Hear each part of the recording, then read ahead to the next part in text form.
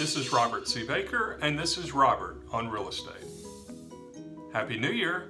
Here's wishing you, your family, and friends abundant health and success in everything that you do.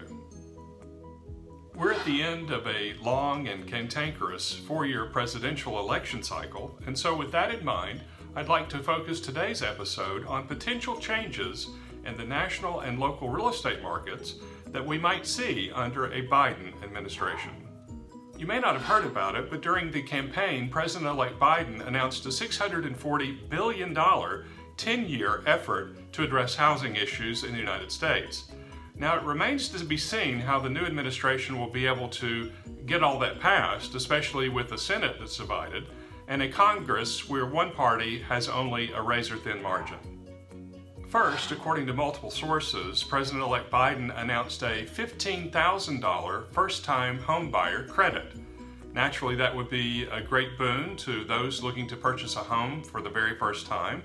And given the low inventory situation, which we've seen both nationally and locally, that would be especially meaningful. That said, the tax credit may actually have the opposite effect of what is intended. According to Inman Connect, we're at a national all-time low for number of listings on the market, below 700,000.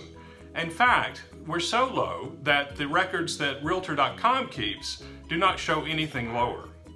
Here locally, the number of active listings in the greater Chattanooga area has recently fallen below 1,000. Now, there has been a decline in the number of active listings since about 2010 in our area. However, this is the lowest that it's been at least in 17 years. How does low inventory impact President-elect Biden's $15,000 tax credit proposal?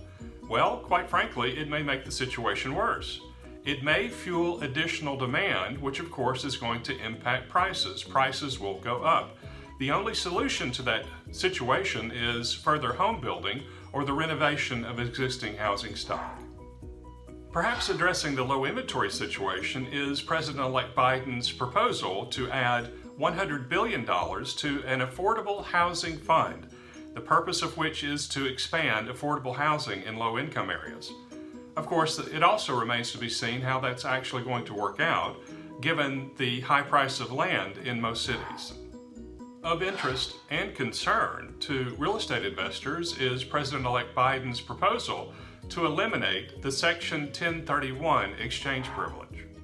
A properly structured Section 1031, according to MarketWatch, allows an investor to swap one property for another, even if the first property has greatly appreciated in value without incurring a tax liability.